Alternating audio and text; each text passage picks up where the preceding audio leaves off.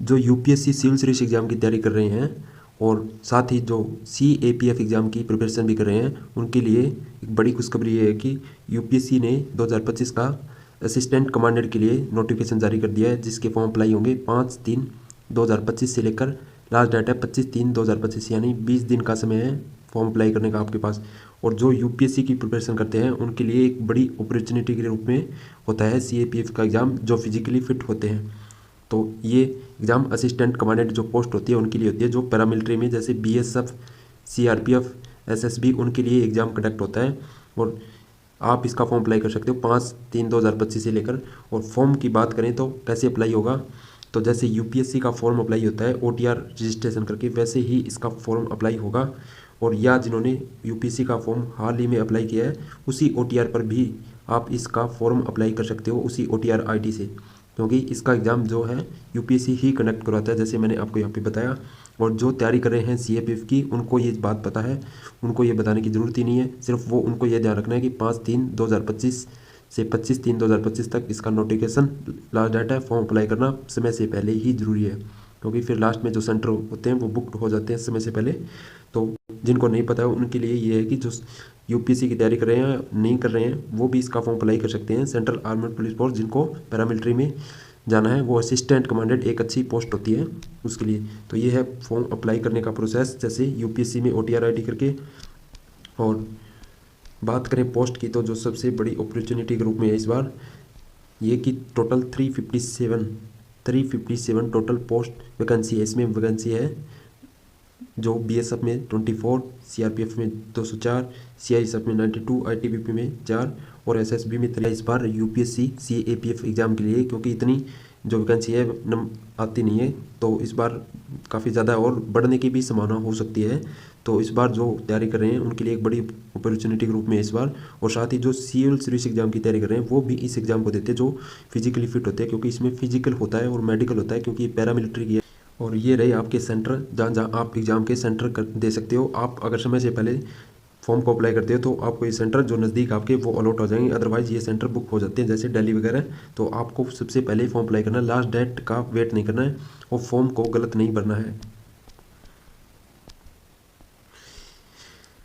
ये है जो कि यहाँ पे देख सकते हो 25 ईयर ऑन 1 अगस्त से लेकर 2025, यानी आप 25 ईयर जो ओपन कैटेगरी है वो, और अदर जो SC ST है उनको जो छूट होती है वो यहाँ पे सब कुछ दी गई है। तो आप अपना एज के हिसाब से देखिए आप अपना फॉर्म अप्लाई कर सकते हो। अगर आप क्वालिफिकेशन की बात करें तो यहाँ पे जो यूपीएससी के लिए जैसे आपके पास एक ग्रेजुएशन की डिग्री होनी चाहिए। और इसके पेपर की बात करें तो इसमें 3 स्टेज होती है, जैसे यूपीएससी के एग्जाम में होती है। फर्स्ट पेपर में आपसे जनरल एबिलिटी इंटेलिजेंस जो 250 अंक का पेपर होता है, जो सुबह की शिफ्ट में होता है, जो 10 से लेकर 12 बजे तक का, और एक ही दिन में 2 पेपर होंगे। सेकंड पेपर होगा जनरल स्टडी ऐसे कॉम्प्रिहेंशन, जिसमें आपको लिखना होता है राइटिंग में, और जो 200 अंक का होगा, जो होगा 2 बजे से लेकर 5 बजे तक। 2 पेपर होंगे आपके एक दिन में, और एक पेपर होगा जो कि जैसे जीके का यूपीएससी में होता है, जैसे इकोनॉमी, पॉलिटी, जो सारे सब्जेक्ट करंट अफेयर वगैरह शामिल होते हैं, वो सुबह 10 बजे से लेकर 12 बजे तक, जो 250 अंक का होगा। और सेकंड पेपर होगा वो आपका जनरल स्टडी ऐसे कॉम्प्रिहेंसिव का होगा, जो 200 अंक का होगा, जो 2 बजे से लेकर 5 बजे तक के बीच में होगा। एक ही दिन में दोनों पेपर होंगे। ये होती है फर्स्ट स्टेज एग्जाम की। सेकंड स्टेज की बात करें तो फिजिकल होगा, जिसमें फिजिकल आपका चेक होगा, जैसे क्योंकि मैंने बताया कि ये पैरामिलिट्री फोर्सेस है, जैसे यूपीएससी में आईपीएस के लिए फिजिकल इंपॉर्टेंट होता है, वैसे ही यहाँ पे फिजिकल होगा आपका सेकंड प्रोसेस में। अगर आप फिजिकली फिट होते हो, अगर आप पेपर पास कर लेते हो तो आपका फिजिकल होगा। आप सबको पता है कि फिजिकल के बारे में अगर आप तैयारी कर रहे हो तो फिजिकल में ये है जो दिया गया है मेल्स के लिए और फीमेल्स के लिए, यानी कितने मीटर रेस होगी, लॉन्ग जंप होगा और शॉर्ट पुट भी होगा। और ये सब क्राइटेरिया यहाँ पे आपको अच्छे से देखकर ही फॉर्म अप्लाई करना है। नेक्स्ट तीसरी स्टेज, इसमें इंटरव्यू होगा, जैसे यूपीएससी में होता है 150 अंक का इंटरव्यू होगा यूपीएससी के द्वारा, और फिर आपका मेडिकल होगा और फाइनल सिलेक्शन मेरिट लिस्ट आएगी आपकी। तो प्रोसेस काफ़ी लंबा होगा। पहले पेपर होंगे आपके 2, ठीक है, उसके बाद आपका फिजिकल होगा, और तीसरा आपका इंटरव्यू टेस्ट होगा यूपीएससी के द्वारा जो 150 अंक का होगा, और चौथा आपका क्या होगा, मेडिकल होगा। जैसे मैंने बताया कि मेडिकल होता है यूपीएससी में भी होता है वैसे सिविल सर्विस एग्जाम में, और फाइनल आपकी मेरिट लिस्ट, इसमें डॉक्यूमेंट वेरिफिकेशन सबमिशन होगा। तो ये होगा आपके पूरा प्रोसेस एग्जाम का, आपको पता होना चाहिए जिनको नहीं पता है। और यहाँ पे एग्जाम का सिलेबस दिया गया है। Paper first general ability and intelligence, जिसमें ऑब्जेक्टिव टाइप क्वेश्चन पूछे जाएंगे आपसे, multiple choice. This paper will be broadly cover the following areas, यानी general mental ability, general science, ये सिलेबस है आपका फर्स्ट पेपर का। Current events of national international importance, Indian polity and economy, history of India, Indian and world geography. ये आपका first paper का syllabus होगा। जैसे मैंने आपको बताया कि जैसे यूपीएससी का पेपर होता है वैसे ही सेम सिलेबस है इसका जीएस पेपर फर्स्ट का। सेकंड पेपर में जनरल स्टडी, ऐसे कॉम्प्रिहेंसिव, जिसमें आपको लिखना होता है।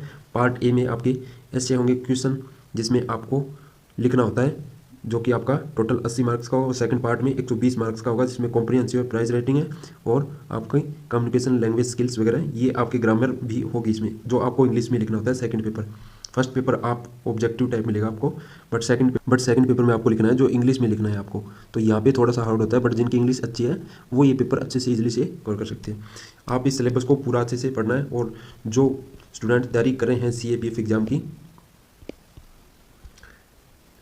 तो जो स्टूडेंट तैयारी कर रहे हैं वो, और जो फॉर्म अप्लाई करना चाहते, तो आपको ये डेट याद रखनी है 5/3/2025 से, कल से यानी इसके फॉर्म अप्लाई स्टार्ट हो गए हैं और 25/3/2025 लास्ट डेट है इसकी।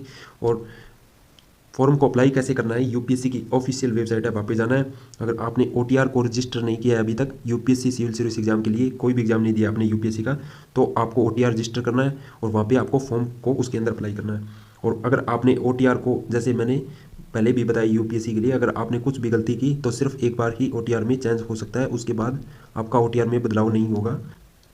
तो आपको ये सब चीज़ें ध्यान में रखनी है जो फर्स्ट टाइम अप्लाई कर रहे हैं, क्योंकि एक बार आपको गलती कर दी आपने OTR में तो एक बार ही आप बदलाव कर सकते हो, उसके बाद नहीं। और आपको मॉडिफिकेशन के लिए OTR में आपको समय मिलेगा लास्ट में 7 दिन के लिए।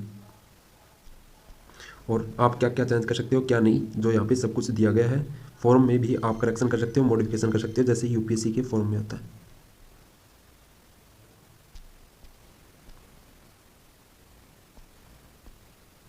पूरा नोटिफिकेशन यूपीएससी की वेबसाइट से डाउनलोड कर सकते हो। Thank you.